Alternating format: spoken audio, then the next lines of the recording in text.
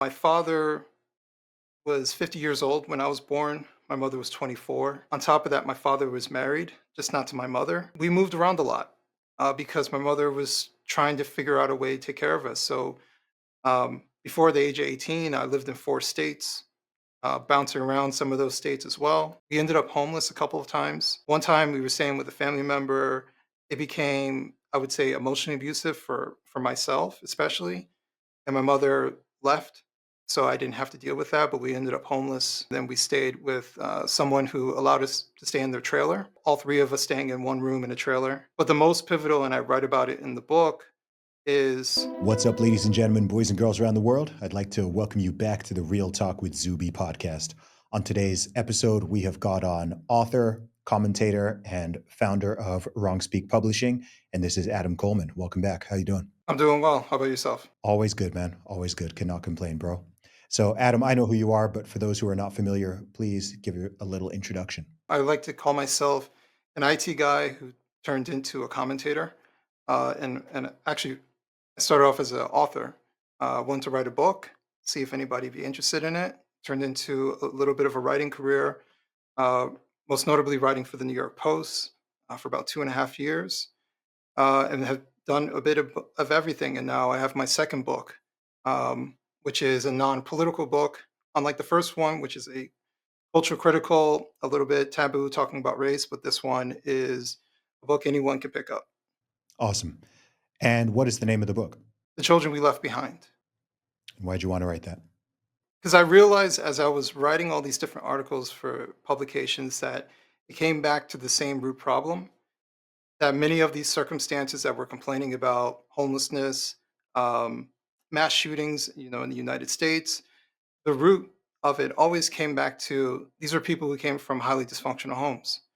Um, Almost every single time, if we learned some sort of information about their childhood, it was always tumultuous. It was never they came from a happy childhood, both parents were at home, and then they committed this mass violence. Like, it was never the case. So I wanted to write something talking about the impact of family separation in our society, because I think it's one of the things that we don't talk enough about, or if we do talk about it, it's very surface level, or we minimize the impact of it. But the reality is that in the United States, nearly a quarter of American children grow up in separate homes from at least one of their parents. In the United Kingdom, it's right behind us. I think in the United States it's about 24%. I think the UK is like 23%. And this is a detrimental thing to happen to a child, to either grow up in a home separate from their parents because of divorce, or in a situation where they never had both parents in the home, which is my childhood. So um, I often use my childhood as an example of the struggle that you see from a kid. Now, I never ended up addicted to drugs or on the streets per se, or getting involved in criminality, but I have seen like the other aspect of it, right? Facing suicide or suicide ideation, um, severe depression, low self-esteem, things of that nature. And these are just some of the things that we survive with. And meanwhile, other people might look at you and say, "You look fine. You turned out fine.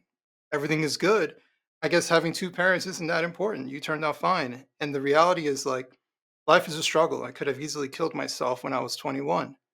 Um, so I think sometimes we play games with the choices that we make as parents, to rationalize the decisions that we want to make. I hear that, man. Well, firstly, let me say that thank God that you are still here with us and you did not make that awful, terrible decision. But tell me more about your childhood, because obviously there's a deep story, though, and there's obviously a deep story there which led to you getting to a stage where you even want to talk about this topic and you want to write about it from firsthand experience. So, just tell me a little bit more about your upbringing. It was myself and my sister primarily. My father was 50 years old when I was born. My mother was 24. So there's definitely age gap difference. On top of that, my father was married, just not to my mother. Um, so we were the other kids in that situation. And I actually found out this past year that my father never had kids with his wife, which is interesting. Um, but we basically grew up. I was born in Detroit. My father lived in Detroit. and we were there maybe until about the age of 4 or 5. Um, Life in Detroit became tougher. Drugs and things like that were happening around us. We decided to leave. And on top of that, I don't think my mother was getting the support that she wanted.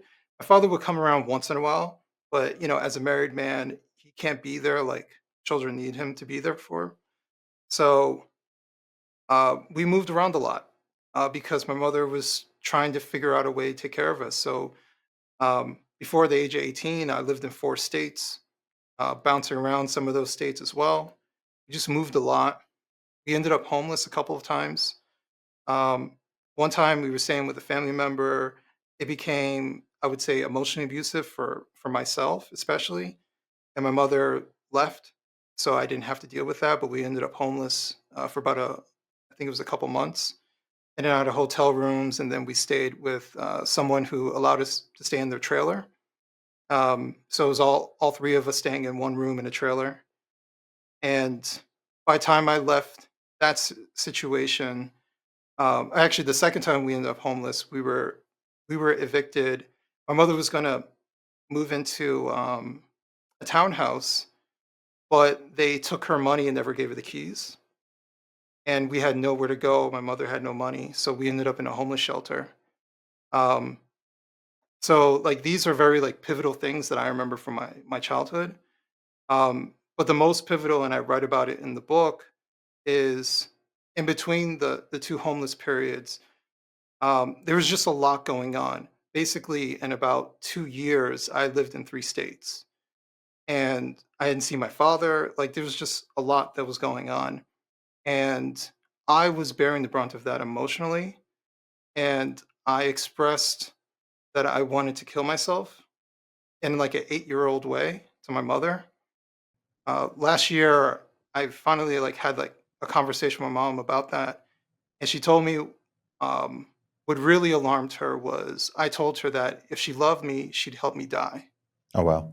And um, so she contacted professionals. And from my perspective, all I remember was getting in the car, ending up at a building, and she handed me off to some people, which ended up being a mental hospital. Mm. And so I was in this mental hospital at the age of 8. Oh, wow. Um, yeah.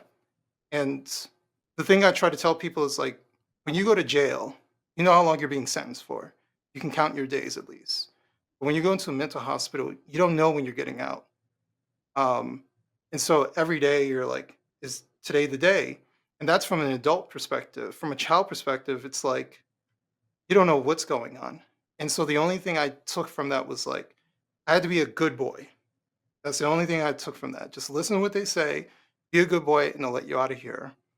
And what was more detrimental was like my mother would come and visit me. And every time she would come, I remember like asking her, am I going home today? And she would have to tell me no. And, some years later, I actually, for quite some time, I blocked out these memories until my sister brought it up in a phone call. And it was like everything came back to me, all these memories and emotions. But my sister told me my mother's perspective. Like every time she went to visit and would have to leave without her little boy, my mother would cry the entire drive home.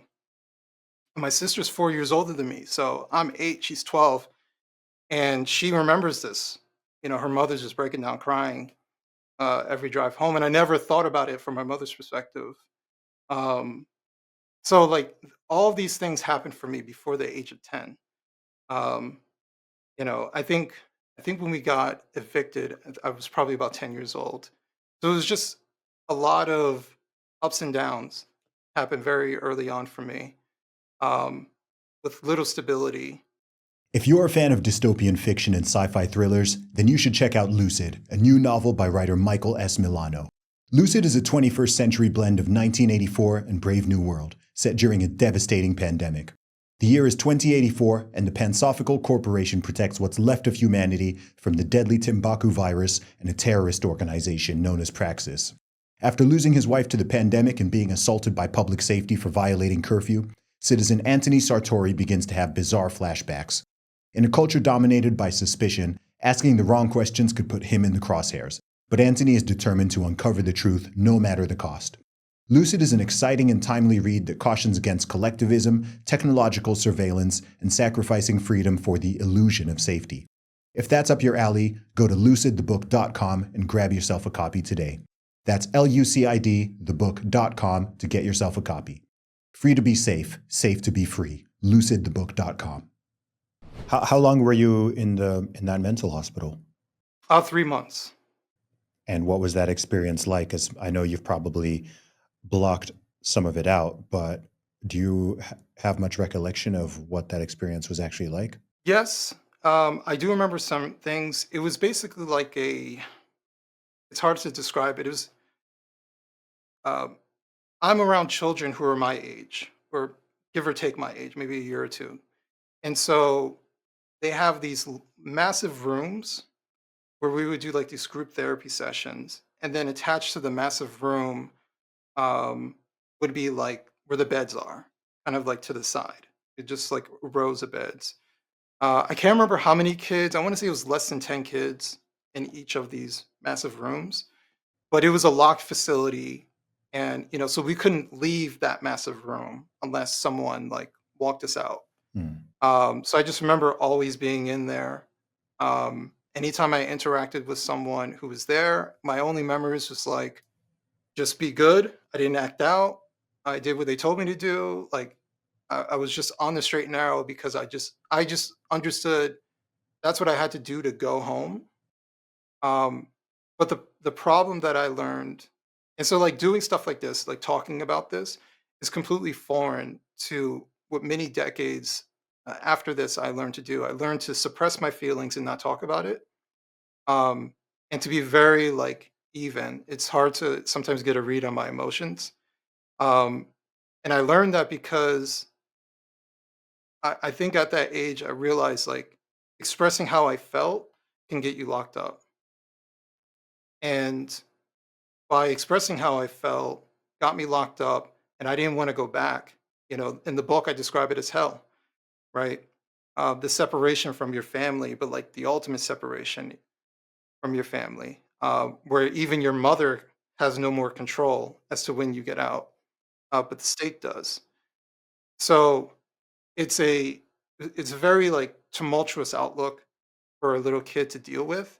It's hard for me as an adult to reconcile. It's even harder for an 8-year-old who doesn't fully understand everything that's going on. I don't think I actually wanted to kill myself, but I didn't know how to express what I was going through. Yeah, that's heavy, man. That's a lot for anyone to deal with, let alone a child. So, when you went home, what happened next? Tell me the next part of the story. When I went home, um, I think it was about a year or two later. That's when we experienced a second homeless situation, ending up in the homeless shelter, which it was definitely weird being there because, mind you, throughout this entire time, my mom's a nurse and she has a full-time job. So being in an environment like that, you're dealing with people who are on the system, uh, receiving benefits and stuff like that. Um, I would even go as far as saying like the parents are probably doing drugs. Like, as you get older, you look at certain people, you can kind of tell like they use drugs or not. I remember as a kid, like they look different, and how they move is different, and they got these kids attached to them, and they look like drug users. That was like the best way of kind of describing it. And I remember being scared being there because my mom was like, "Don't talk to anybody." She's like, "Don't talk to anybody." As a family, they gave us a room, so we just had this one room, and that's where we stayed at. My mom's like, "Do not open the door for anybody except for me." Um, if we would go into like the cafeteria area, we sat by ourselves. We did not interact with anybody. So I was like, as a kid, I'm like, I'm scared every day. So I think we were there for 2 to 3 months. I can't remember the exact length. Um, but my mother basically like saved up all of her money that she could, and as soon as she got a chance, she took the first place that she can get. And I remember we moved into this townhouse. Uh, it was okay. It was kind of shabby, but it was better than the homeless shelter. It did have roaches that would come out at night, but it was better than the homeless shelter. So it was like anything was better than being in an environment where you're constantly scared. Obviously, between then and now, you have massively changed your life. So I want to know more about, where was when did the light come into your life? Um, I had my son at the age of 21. Um, it was one of those things where I didn't have my father in my life. I didn't know how to be a man, and now I'm tasked to raising a boy to become a man. But I knew that I didn't want to be my father. So at the bare minimum, I was going to be involved in my son's life. And that forced me to kind of grow up as well, um, to take certain risks to, and some of them were like risks that didn't work out, but I was taking the risk for the right reasons. Can you tell me a little bit more about that? I had moved from New Jersey to Tennessee. Um, I was trying to get into like the automotive industry. I had trusted someone. Um, Turned out they lied to me about like most of their life, like the almost like their identity. I was not completely catfish, but very much so. Um, I knew who they really were. It was just everything else around their life was a lie. But uprooted my entire life to move to Tennessee, looking for their help to get me into the automotive field. But now I was there, and the reason I did it is because I was working at a dead end job, and it wasn't sustainable to take care of my son. So I was doing this. I was being separated from my son, who I just spent a year bonding with. Um, like every day, all day, I was raising my son. I would get like 3 to 4 hours of sleep, um, and then I would alternate with his mother.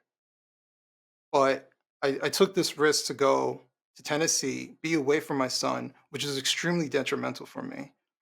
I was very much so depressed because I was so attached to my son. I really missed him.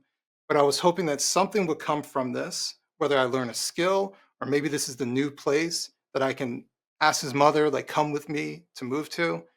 Long story short, uh, it was a it was kind of a miserable time. I spent almost a year there, about 11 months there, and ultimately came back home to New Jersey and been here since. But that's like one of those risks that I took, um, where there wasn't much payoff. I'm glad I did it. I don't regret. I don't really regret anything. The bad stuff you learn lessons from, but it was a difficult time being away from my son. I really love my son and I really missed him. So I knew I didn't want to take any more risks being away from my son anymore. Um, but you asked originally, like, what was the thing that helped to change my life? My son did, because my son helped to give me more purpose. As my son got older, I realized obviously how important my presence is for him. And especially when he started entering the teenage years, I really got to see like my son is watching me. And I didn't know what that felt like because I didn't have a father to like look up to. I never had a stepfather. I didn't really have any male role models growing up. And so watching my son watch me, and even having people tell me like your son is watching you, really had me like hone in on how important I am for my son. Um, and he's 19 now, and he's been working, and he's so much farther ahead mentally. What he wants to do versus me when I was 19. Like I was very much so lost. I didn't really have anyone to rely on, especially like another male figure to rely on. I mean, my mother was there to support in some ways, but I needed that male guidance. I needed my father to, one, give me confidence, like the thing that I want to do, I can do, and not to be so scared about it and not to be afraid of the risks. And my son has that. Anything that my son wants to do, I keep it real with him. I tell him, here's your likeliness of it working out, but I support you. Let's try and do this. Here's how we can do this together. But I also give him enough room where he gets to make mistakes and he gets to learn his lessons. So I try to find balance between those areas. but my son was like the biggest thing for me. And then there was many of lessons that I've learned along the way. Yeah, that's powerful. When you were in your teens and then into your early 20s, how much contact did you have or not have with your father? That's a great question. I would see my father. So just to kind of give people an idea, location wise, my father always lived in Detroit. We did move a lot, but we mostly moved on the East Coast. Majority of the time was in New York State or New Jersey.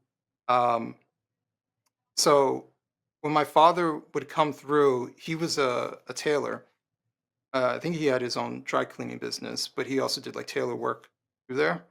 And he would drive through from Detroit to New York City to get fabric. He also knew people from the islands. My father's from Trinidad, Okay. so he would go and see friends, old friends from Trinidad and stuff like that there. Um, but he would stay the 2, 3 nights with us on his travels there. So I would only see him on those particular travels, which would be maybe once a year, at most twice.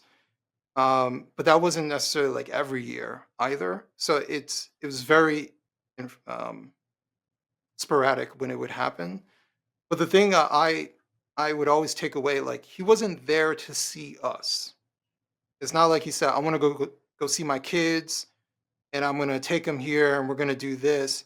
It was, "I'm going to New York City, and I got a place to stay at my kid's mother's house, and I'll see the kids who are there."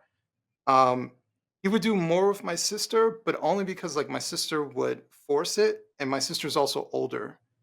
Um, but there was never really like I don't really have any strong memories of my father saying, "Hey Adam, I got something to show you. Let's go here." Especially the older I got, I think the more distant I was. Mhm. And so he never tried to force a relationship, to be honest with you. Um, so that was the nature of our relationship. I would get maybe 1 or 2 phone calls a year, but even that always felt like, whether it's true or not, but I'm just telling you from a kid's Mhm. perspective, it felt like he was speaking to my mother, and my mother was saying, "Do you want to talk to your kids?" Got it. Um, and I know there are many situations where the mother is trying to keep the father away, and those are terrible situations. But my mother was never trying to keep my father away. Um, so if my father wanted to come and see me, he could drive down and see me whenever he wanted to. Or if he wanted to call me, if he wanted to call me every day, he could have called me. Just to be clear, Adam, I'm trying to just get a good picture of this and be accurate in my thinking here. So, at this whole time, he was married this whole time. Is that right? He was married to the day he died.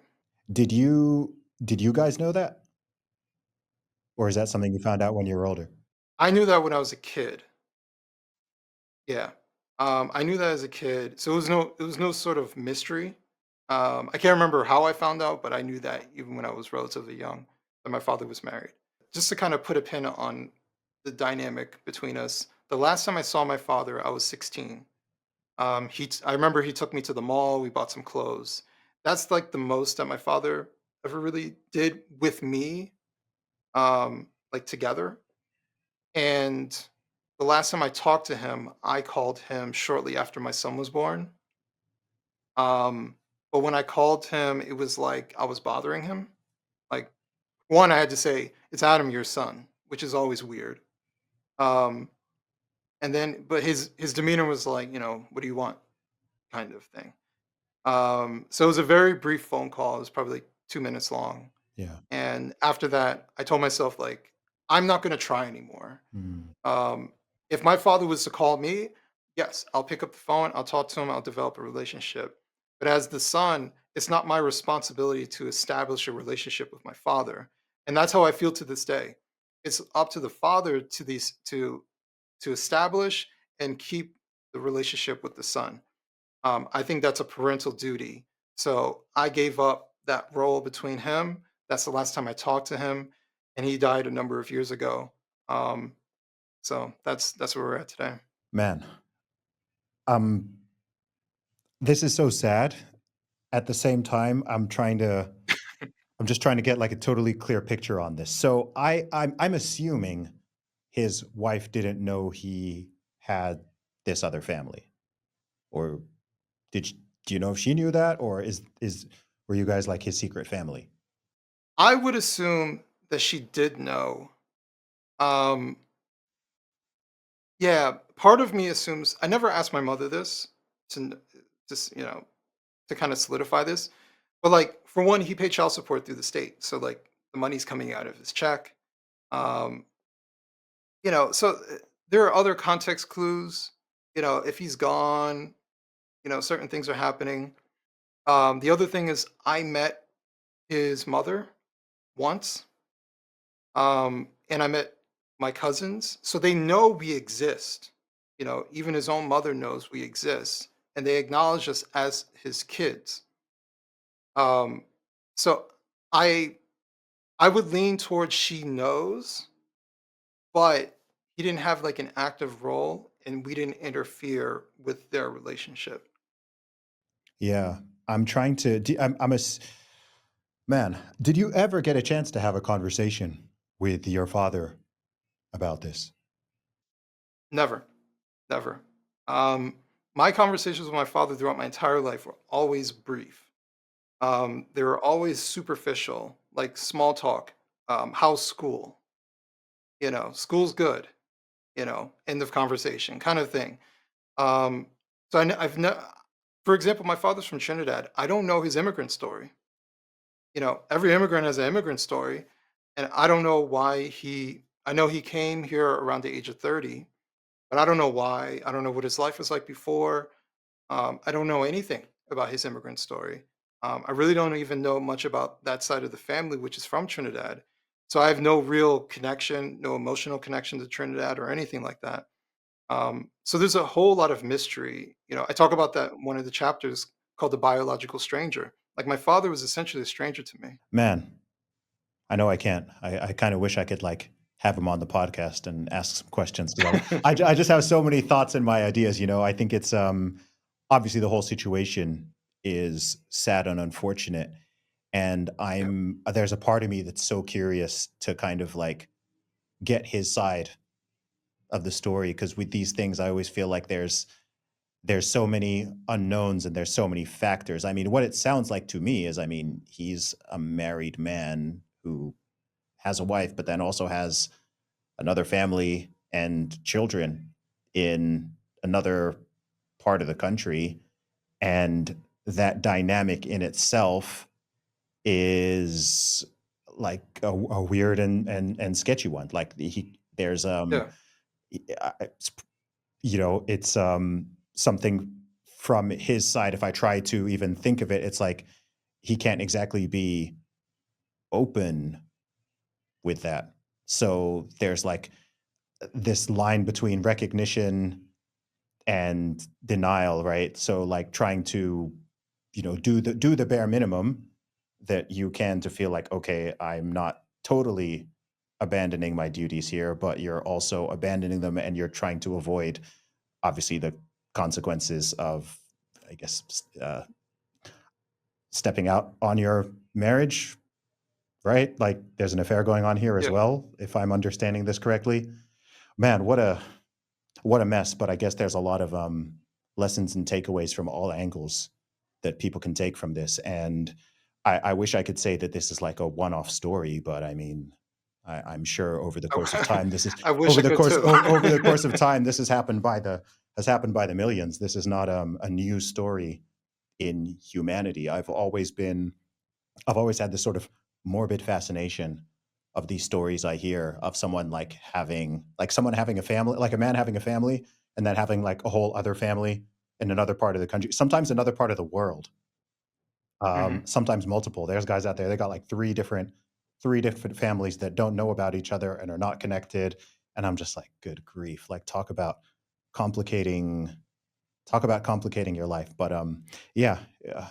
young men or even older men listening to this podcast, yeah, please let's make some wise decisions here. So that leads up to your book and the issue at hand. I'd love for you to just talk me through a little bit more about but just about the idea behind the book and the importance of this topic that you wanted to write a book about it, because this is obviously something you have personal experience with, both as a son, but also now as a father for 19 years.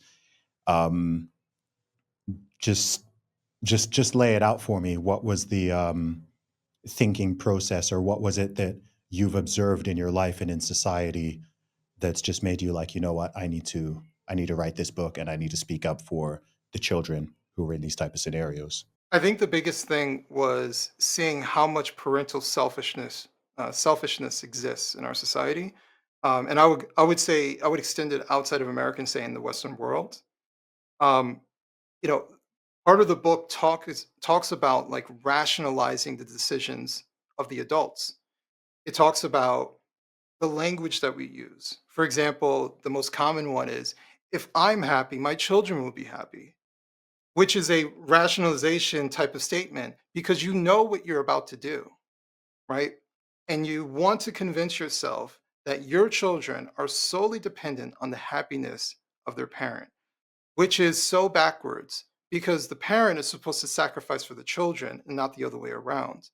But now we have a society that says the adults get to act like children, be whimsical, and just chase love and be irresponsible. And the children are expected to respond like adults, just be perfectly focused on, yes, of course my mother deserves happiness. Of course, these are the right decisions they made. Oh, you know what? It's a complicated scenario. I completely understand as a 5-year-old, right? That's the type of response they expect from their kids. At most, they'll say, we'll put them into therapy and that will fix them. And what I'm trying to highlight is these are wounds that are lifelong for many. Like, I've gone through a lot of therapy myself, and tried to deal with things on in my own way as well. And from the most part, just like we just had this conversation, I could talk about it without feeling the need to cry. Right? There's a lot of things that I had to work through, but I had to purposefully work through these things, and most people do not. Um, and this is the type of childhood wound that is left with the kids who are left behind as children who grow up to be adults, and they're so focused on the conduct of their parents and making their parents happy and not guilting their parents for the poor decisions that they make, right? I still love my mom. I still love my dad, even though they did this whole list of things that was never with me in mind as a kid. And that's the type of dynamic that I'm seeing, where there's a ton of adults who are doing whatever they want to do in absence, or the children come last as far as their decision making. They chase all different types of things. They move elsewhere. They chase new partners. They think that, well, I can just get an upgrade as a step parent, right? Oh, I don't like this version anymore. Let me just get the upgrade. And we know the statistical truth around the level of abuse that comes from a non biological adult living in the home with a child. I once did a podcast with it was like three guys who were part of this podcast, and I was talking about this very scenario of having an adult man come into the home of children, and that being a massive, massive vulnerability for kids, resulting in either them being physically or sexually abused. And the one guy, after I finished saying that, he told me that's my childhood. He was molested repeatedly by his stepfather. And this is a reality, and a lot of the like that man that was telling me that story, their stories aren't heard, right? And it's uncomfortable for normal people to hear the adult who's grown up and saying, I was molested as a kid. I bet you anything, if there was someone who was doing a survey and went out to San Francisco and just asked, especially the women, asked how many of them were sexually abused as children, I bet you most of them were sexually abused as kids. There was a detective in New York City I was talking to, and he would get the perps. They would get hurt or something like that. He'd take them to the hospital, and they're sitting there chit chatting. And after a while, they're just opening up, and you just tell them all types of stuff. He's like, you wouldn't believe how many of these big black dudes who are getting caught up in the system, you wouldn't believe how many of them were molested as kids. Man. You wouldn't believe it. And this is the the the family separation is a vulnerability for kids. And it means that it allows for perverted men to enter the home. And that's how it's an exploitation in the system. And what a lot of people are very uncomfortable with realizing is that for a lot of single mothers, they are being hunted. There are men who look for specific type of family dynamics. Single mother who needs help with kids. In the book, I list this interview that is done with a convicted pedophile who, and people can look up the video on YouTube. He's a convicted pedophile, and he's trying to reform, but he's also being very honest about what he used to do. Mhm. And one of the things he said was, "Here's how I would look for kids. If there is a family and the mother looks overwhelmed, don't worry, I'll watch them. Don't worry, I'll step in." He's like, "But if there was a father there, I did not approach." Mm. Those are his very words as a convicted pedophile. So it's hard for regular, normal people to realize that sexual perverts, sexual deviants hunt children and they look for the family dynamic as a big indicator whether they should move forward or if they should step away. And this is just one aspect of it, but this is a repeated situation that happens over and over. Children being sexually molested, physically abused.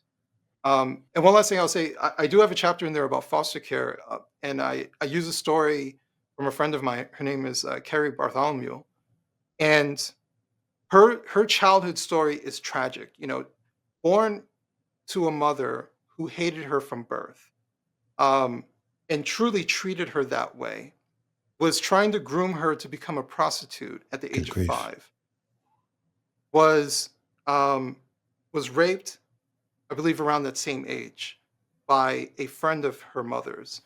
Her mother would try to physically beat her, and she would have to hide in the hamper, and hide from her mother so she wouldn't get physically beaten down. Her stepfather was in the process of trying to groom and molest her before she realized that she needed to run away. She actually went to the system. She was going to foster care. She went on her own. That's how much that's how terrible she couldn't wait to get to foster care, basically. You know? That's how terrible of her home situation that she went through. And this is unfortunately the story of so many kids, especially in the foster care system, where they're being damaged by the lack of care from their parental figures, and then they enter a system that has no attachment to them whatsoever, and they're lucky to find someone who cares about them. You know, she describes a social worker that she happened to have one particular social worker who would look out for her until she aged out of the system. And she's very thankful to have that person. But she talks about her experience from going different homes, having to hide from other kids who were sexually abused, who were trying to sexually abuse her. You know, so this is a horrible, horrible dynamic that we're seeing repeated over and over on a daily basis. And we do not talk about these things because they're uncomfortable. Boy, you've said a lot there, Adam. And, something I was just thinking that is so unfortunate beyond the obvious of the realities of all the things you've just talked about. I think something that makes it even more uncomfortable and more unfortunate is that everything you've just said can be and is true. There is no greater predictor for, I believe, for a child suffering some type of abuse than a step parent in the house. At the same time, the majority of step parents are not abusive. And I think in people's brains, that is those two things being able to be true at once causes some weird type of cognitive dissonance.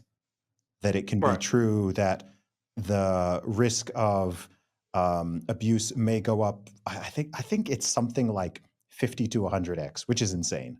The risk of it goes up that much more. I might be exaggerating. I don't know the number, but the risk goes up massively if there's a step parent in the house. But at the same time, most step parents, whether they're stepfathers or stepmothers, are not going to abuse kids. Um, Yeah. I think that eh, statistics are statistics can be weird things where it seems like to some people it seems like those statements like contradict each other, even though they even though they don't. And so I think that's one of the reasons why people are just like, well, like let's just dismiss that, or let's not talk about it, or um, that's not true in their anecdotal experience. That's not what they've seen. So therefore, all those cases and statistics can't be true. But look, we've talked a lot about issues and problems. Mhm.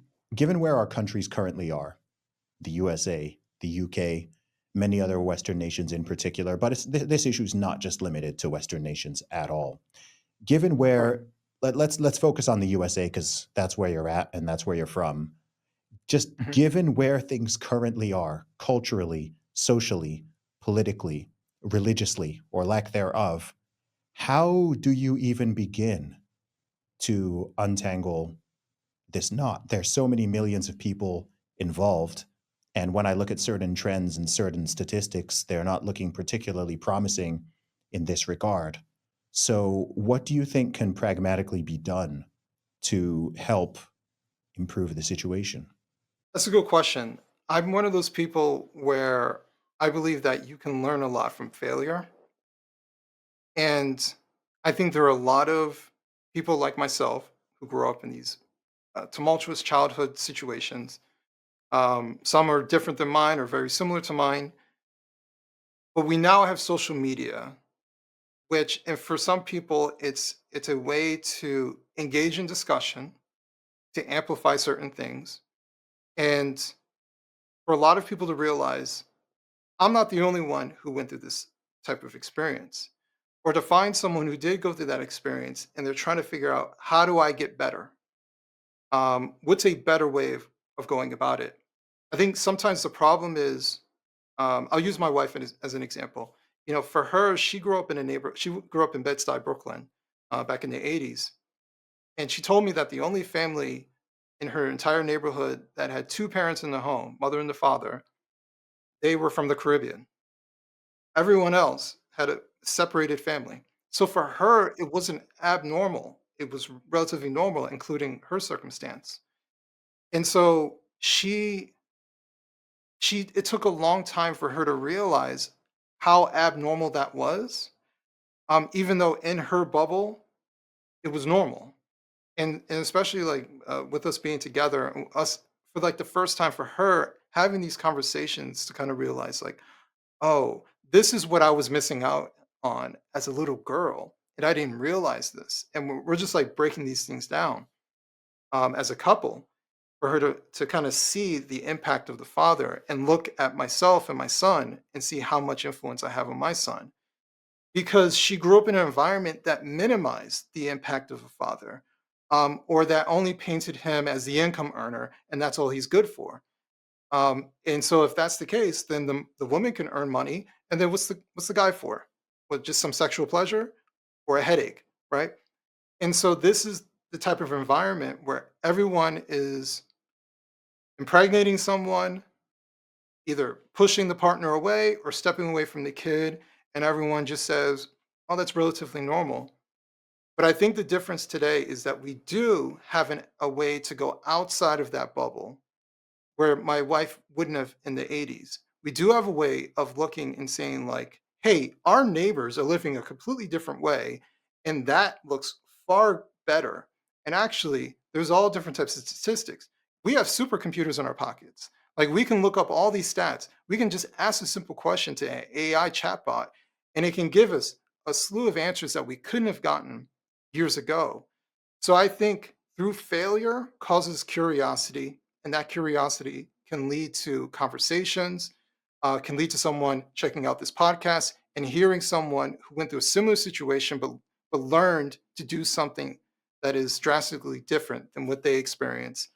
So I'm relatively, as much as I'm complaining about certain things, I am hopeful that the mistakes from previous generations are going to be at least examined by the younger generation, where they are saying, "Hey, wait a minute. Our parents got divorced, and that was terrible for me as a kid. Was it so bad for me as a kid? What's a better way to move forward? How can I raise my kid in a better way? How can I approach this?" Terms like family planning were never terms that I knew as a kid. Hence, when I eventually did have my son, I had my son out of wedlock because that's the environment that I grew up in. I didn't know the order. I didn't think the order was important, right? I just repeated a lot of the things that I grew up around. I think the difference was that I I wanted to make sure, at the very least, I was an active participant in my son's upbringing, and that's what I'm proud to accomplish. Yeah, for sure. I want to talk more about potential solutions because Yeah, I don't I think this is such a hard problem. I think it's a very hard problem when, as you've said, you already have communities and you already have millions of people growing up in situations and environments where they think that a broken home is the norm. There's a big danger with right, normalization, right? Once something becomes normal and it becomes like, oh, well, most people are doing that thing, then it's harder for, the truth is most people repeat to some degree what is modeled for them. That's just humanity. Of course, mhm, people can break cycles for good or for bad, but most people do something pretty similar to what the people around them did and grew up in. That's just how it goes. So it's one of these multi generational issues where it's taken several generations and many, many decades, some could argue centuries, to get to its current state. So yeah, here we are now in 2025, and the statistics are what they are, and this one's trending up, and this one is trending down, and it's just this way. But I don't know, just sort of practically and pragmatically. This isn't the only issue that's like that. I just often wonder, mhm, as someone who does have these type of conversations publicly and privately all the time, um, it's like I know on paper what the solution is, and it's very easy to tweet the solution, right? Just like it's a nice it's a nice virtue signal and nice easy way to get lots of likes and reposts, just to give the one sentence, just get married, stay married, have kids, right? Like it's not like it's complicated, but it is complicated when you are talking about a nation of 400 million people and a world of 8 billion people.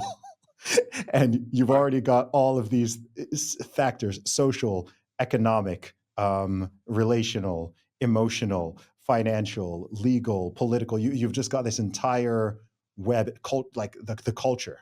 You've got this entire web, and from that point it's like, okay, yeah, sure, I get the it's a bit like, I'll tell you what I think it's similar to. It's similar to, mhm, like, it's similar to tackling obesity at scale. So right, if one individual comes to me and is like, "Zuby, I want to lose weight, I want to get in shape, whatever," I know exactly how to advise him. I know exactly how to help him. I know exactly what he can do to get in better shape. But if someone is pointing out the fact that, okay, look at the USA, 42% of Americans now are obese, over 70% overweight or obese, like, how do we fix this? And yeah, I could just be like, oh, everyone just needs to exercise more and move more, right? Like, obviously. Um, and that's easy to say, but but you're dealing with human beings here. You're dealing with emotions. You're dealing with social and cultural factors. You're dealing with the economy. You're dealing with people's education or lack thereof. And it's just like, gosh. And of course, on top of it all, you're dealing with sin because you're dealing with human beings, and people make right. mistakes, right? People make mistakes. Sometimes they're totally understandable and you can empathize. Sometimes they're like so outside the realm of bounds that you're like, oh my gosh, like that's a crazy or a very stupid thing to do. But I just don't know how we scale the solutions for these types of issues on a public or a national level. That's what I'm really curious about. And I don't know if I've ever heard a great, I don't know if I've ever heard a great answer to that. I don't know. Well, I would say this: you're going to have a problem trying to scale the solution. I think the first part is that we have to acknowledge that there's a problem, right? You cannot change what you don't acknowledge. So we actually need to scale the we have to scale letting people know that there is a problem. And I think that's the beginning point. Because when you show people that there's a problem, then that causes people to think about it, that causes people to change, right? And then the solution is just a form of, well, people are already seeking it, right? So we'll use like COVID, for example. Um, there is a new virus, there's a problem. Okay, then the natural response is, I acknowledge that there's a problem. So how do I mitigate it? What do I have to do? Right. And then there's going to be just this natural response from people to seek for answers. And then that's when, boom, it's already there. We already have the answers, right? We actually have a bigger problem getting people to acknowledge that there is a problem, right? Because for example, the left wing circle wants to say, well, fathers are optional, essentially. Um, you do you, right? There's all these like self-aggrandizing rhetoric for you to chase and be happy. It's all about yourself, um, and that's something that we have to have. We're having trouble overcoming, right? We have to undo this rhetoric, tying your emotional health, tying your happiness to being the exact same for your kid, or that your decisions matter first, your kids will be fine. It's these are the things that we've developed over the years so people don't feel some sort of guilt. And even more so, we don't engage in shame. We don't engage in public shame, like a healthy amount of shame, or even just like if your brother is abandoning his kids, you should be able to call him on it. Like, hey, you're abandoning your kids. You know you're not supposed to do that. And try to shame his behavior because you care about those kids more than you care about your brother, right? So it's that type of dynamic where we have a weakness of will to even pressure people who are in our lives to let them know that what they're doing is not just immoral, but it's something that goes against everything that they were raised to do. So even just the person who is doing the right thing within their family, we have to check each other. There's checks and balances that happen within ourselves, within our families, and I think there needs to be more of that. But I think the biggest problem is just getting people to acknowledge that there is a problem in the first place. Yeah, and that in itself is extremely difficult because millions of Right. people genuinely don't even think it's a problem. And then others have, you know, personal reasons why they wouldn't want to acknowledge that. And Mm.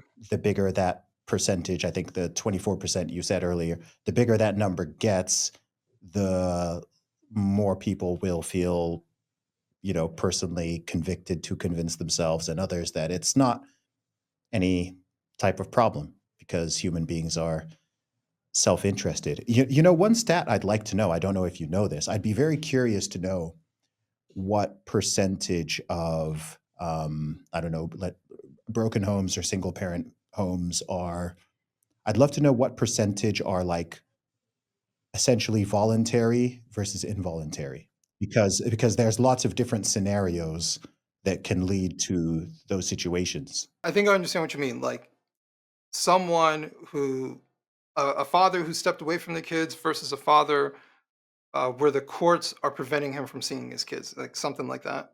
Yeah, or or the mother. Like it's not exactly rare for if there's a bad relationship between the parents for one, in most cases, the mother to um, use the children as some type of weapon and intentionally alienate them directly or indirectly from the father. And then there are people who very intentionally, just have kids, and there wasn't even a relationship to begin with. And then you have people who are just kind of single parents by choice. Even now, there's like technology where people are just like, a woman is hitting a certain age and there's no man in her life, and she just wants to go down to a sperm bank and do that. And then you've got all the surrogacy, and yeah, there's all sorts of different scenarios, and some of them are much more.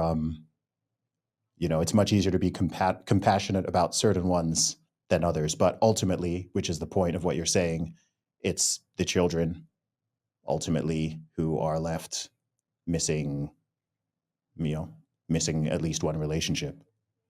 Those scenarios are all highly subjective, so I think it would be very hard to get some sort of survey because the father might be like, "She's keeping the kids from me," and the mother's like, "I'm not keeping the kids from him." And it's like, well, who's telling the truth? I don't know. It's all very subjective. The thing I will say is, I've seen many of situations where it's very difficult for me to kind of say this. I've seen many of situations where I'm like, "You guys are two damaged people who should have never made kids." Like, and you can't stop people from procreating, and I'm not trying to stop people from procreating. I'm trying to have people be very mindful before they procreate, right? Not just, um, for example, from I can speak from a guy's perspective. You get with a girl, you think she's hot, you have sex with her a bunch of times, she gets pregnant. Now you're in this circumstance. All right, I guess I got to get married. But none of that was intentional. Like, none of that was it was just responding. All right, well, this is happening. I guess I got to do this. I got to do this. And then you find you get married to this person, and then 3 years later, you're like, you're miserable. She's a terrible wife. Like, you're probably a terrible mother because she wasn't the type of person you should procreate with. And then you end up in this perpetual cycle of fighting with someone who doesn't like you and never respected you. Like, it just becomes this entire dynamic that was avoidable if you were having family planning in mind in the first place. And it might ruin a bunch of people's like sex lives, but imagine the person you're about to have sex with being the mother or father of your kids. Is that the person that you actually want to be the mother and father of your kids? And that I think is really important. Does this person have the qualities to be the mother and father of your children, even if you don't necessarily want kids or not? Because guess what? Lots of people who didn't necessarily want kids end up having kids. So you have to really think about these things. Do you trust this person to raise your future children? If the answer is no, you probably shouldn't be having sex with them, right? Or at the very least, wrap it up. Do some birth control or something, right? But don't just it feels good and just raw dog it. Like, you have to be very these are things that mature adults approach. This is how you think about stuff, right? And while my wife and I haven't had any children, and there's a possibility we may not be able to because of our ages, it is something that I've consciously thought of. I wanted someone who has the qualities of a mother for my potential children, right? And that's the type of person that I want to have as a wife, and that's the type of person I want to have as a potential mother. So these are very conscious things that I've thought about. These are things I learned later on in my adult years because I didn't grow up with this intentional thinking when it comes to choosing a partner for many years. And I mean, thankfully, I didn't have any kids with these previous women. But for many years, I just she's the woman that likes me and I like her back, and that's just how we're moving. And a Yeah. lot of guys are like that. A lot of women are like that, and they end up in these tumultuous situations where the guy or the woman is a terrible parent, or they're terrible to co-parent with because there was never any foundation of friendship. There was never any foundation of real, genuine love. It was all lustful. It was just moving at the seat of their pants. It's everything else but thinking about the potential of having children. So if there's even one thing of let me think about my potential children that can enter the mind of a future father or mother, that would alleviate so many of these potential headaches. But I can't tell you how many circumstances where they tell their story of getting divorced and all this other stuff. And it's like, but bro, you married a stripper. Like, I don't know. I don't know what you were expecting. Dude, you know what? I'm gonna say something which is it's very real, but it might be controversial. And I think one of the big issues that's going on, like especially from the conservative side, you hear a lot of complaints and concerns about marriage rates declining and about the birth rate declining and people not coupling up or people not staying together and so on. Sometimes I wonder if, and women are all asking, where have all the good men gone? Men are asking the same question, where have the good women gone? I mean, I sometimes wonder, like, what percentage of the modern population is actually like marriageable? In terms of like what percentage of men meet the criteria that, let's just say like a decent woman, however you want to define that, is looking for, and how many women now meet the criteria of like, oh yeah, actually she'd be a wonderful wife and mother. Like I do wonder if those percentages are genuinely declining. Um, I think people have all sorts of like weird, new liberal modern ideas about relationships and this, and too much focus on romanticism and not take, and obviously you've massively denigrated the bedrock of the Christian religious foundations on all of these things. But I don't know, like I didn't exist in any other time in history, right? But sometimes I just wonder, like, it does seem to me that the quality when it comes to like marriage and being a potential father or mother, it seems like the quality of the average man and woman has just declined. And part of the reason why there are fewer marriages and fewer people coupling up and fewer people having kids is just like they're genuinely not finding that person. Like there aren't enough of those people to go around almost. Um, and I don't think it's just because like everyone is being like stupidly picky. I do actually I don't know, like if I'm obviously a man, right? But like, if I try to think, okay, if I were a woman, or I have sisters, and all my siblings are all married, they've all got kids, like they're out of that game. But if I think of like I don't know, a young woman who's got her head screwed on, and she's decently attractive and so on, and she's there trying to like find a guy, and I myself, from a man perspective, I'm looking myself at like the guys, and I'm kind of like, geez, like most of these guys are not reaching the level. Like most of these guys are missing the mark. And then from the male perspective, you're looking at women and like their behavior and their values and their beliefs and all the things like that. And you're just like, most of these women are not marriageable. Like if you're a guy who's got his stuff together, like you wouldn't want to have a serious relationship, let alone a marriage and children with most of these women. And like no one really says that because it sounds it sounds very mean and like sort of wrong to say, but I'm just like, I think part of the problem is just people are not, um, in terms of their values, in terms of their behaviors, in terms of just like maintaining their own level of attractiveness. I mean, if you just look at photos from like the 40s, the 30s, the 50s, like people just looked better even. Like even just on the pure physical, like people looked better. Like people were in better shape, people were better dressed, people were like better groomed. They didn't have all the technology and stuff we have now, but the average man, the average woman, like they took care of themselves, even if they weren't rich. And I just think now that just the culture, it's just whatever, just everyone accept me how I am, whatever, like I don't need to do anything, I'm just going to do whatever, roll out of bed, and someone should just love me exactly how I am. Yep, I have all these bad habits, I have all these addictions, I have all these issues, I have all this trauma, I have all this baggage, but I should just be accepted exactly as how I am. I don't want to do any work. And I just think that that is delusional, and I've done quite a rant here, but I think that that is a lot of what is, I do genuinely think that that's a lot of what is going on. Well, I do have a theory. My theory is that could there be more people who are less marriageable? Sure. It's hard to tell how many, but I think the problem is how we select partners and not necessarily that there aren't any good partners. So, for example, online dating is terrible because it turns people into billboards. Mhm. And you and I are human beings, right?